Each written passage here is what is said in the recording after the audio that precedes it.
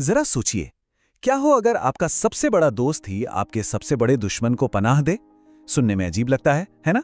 लेकिन यही है पाकिस्तान और अफगान तालिबान के बीच का खतरनाक रिश्ता। चलिए आज इसी उलझी हुई कहानी को सुलझाते हैं। एक मंजर सोचिए, फरवरी 2026, पाकिस्तान का मिलिट्री हेडक्वार्टर एक जनरल काबुल की सैटेलाइट तस्वीरों को देख रहा है। और जानते हैं निशाना कौन है? कोई पुराना दुश्मन नहीं, बल्कि वही सहयोगी जिन्हें उन्होंने दशकों तक पाला पोसा था। ये शायद आज काल्पनिक लगे, लेकिन यकीन मानिए ये हकीकत के बेहद बेहद करीब है। और ये जंग का ऐलान, जैसा कि शायद दुनिया उम्मीद करे, भारत के खिलाफ नहीं है। नहीं, ये उस तालिबान सरकार के खिलाफ है जिसे पाकिस्तान ने खुद अपने हाथों से सत्ता में बिठाया था। तो सवाल यही उठता है कि आखिर ये सब हुआ कैसे? जो पाकिस्तान की सबसे बड़ी रणनीतिक जीत थी, वो उसका सबसे बड़ा दुस्वप्न कैसे बन गई? इस पूरी गुत्थी को समझने के लिए हमें कहानी की शुरुआत में जाना होगा। चलिए चलते हैं 1990 के दशक में, जब इस दोस्ती और दुश्मनी दोनों के बीज बोए गए थे। देखिए, पाकिस्तान की फॉरेन पॉलिसी का एक ही कोर आइडिया रहा है, भारत। और इसी से निकला कॉन्सेप्ट था स्ट्रेटेजिक डेप्थ का। मतलब अफगानिस्तान में एक ऐसी दोस्ताना सरकार हो जो भारत से जंग के हालात में पाकिस्तान को एक सेफ जोन दे सके। और बस इसी एक जिद ने तालिबान को जन्म दिया। और पाकिस्तान ने तालिबान को सिर्फ बनाया ही नहीं, बल्कि हर मोड़ पर उसका साथ दिया। 1994 में हथियार और पैसा देने से लेकर 2001 में 9/11 के हमले के बाद उन्हें पनाह देने तक, और फिर 2021 में उनकी सत्ता में वापसी का जश्न मनाने तक, हर कदम पर पाकिस्तान उनका सबसे बड़ा हमदर्द था। लेकिन यहीं से कहानी में वो स्याह मोड़ आता है, जब एक ही विचारधारा से एक बिल्कुल नया और ज्यादा खतरनाक दुश्मन पैदा होता है। तो इसे ऐसे समझिए, दो तालिबान हैं और इनके बीच का फर्क समझना बहुत जरूरी है।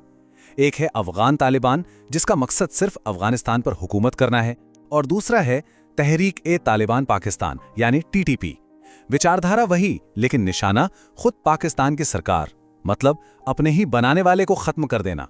और ये टीटीपी कितना बेरहम है, इसका सबसे खौफनाक सबूत दुनिया ने उस दिन देखा जो पाकिस्तान के इतिहास का सबसे काला दिन माना जाता है। 149 जाने, ये सिर्फ एक नंबर नहीं है, ये उन सपनों का, उन परिवारों का और उस उम्मीद का अंत था जिसे टीटीपी के आतंकियों ने अपनी गोलियों से कुचल दिया था। और इससे भी ज्यादा दिल दहलाने वाली बात यह है कि इन 149 में से 132 बच्चे थे, 8 से 18 साल के बच्चे, जिन्हें क्लासरूम में उनकी बेंच पर मार दिया गया। इस एक हमले ने पाकिस्तान को हमेशा के लिए बदल कर रख दिया। और ये कोई बीती हुई बात नहीं है। आप देखिए, जब से 2021 में अफगान तालिबान सत्ता में वापस आया है, पाकिस्तान में टीटीपी के हमले लगभग दोगुने हो गए हैं। ये साफ दिखाता है कि काबुल में तालिबान की जीत से पाकिस्तान के आतंकवादियों को कितनी ताकत मिली है। और यही बढ़ती हिंसा अब अफगान तालिबान को एक ऐसे जाल में फंसा चुकी है जहां से बाहर निकलने का कोई सीधा रास्ता नहीं है।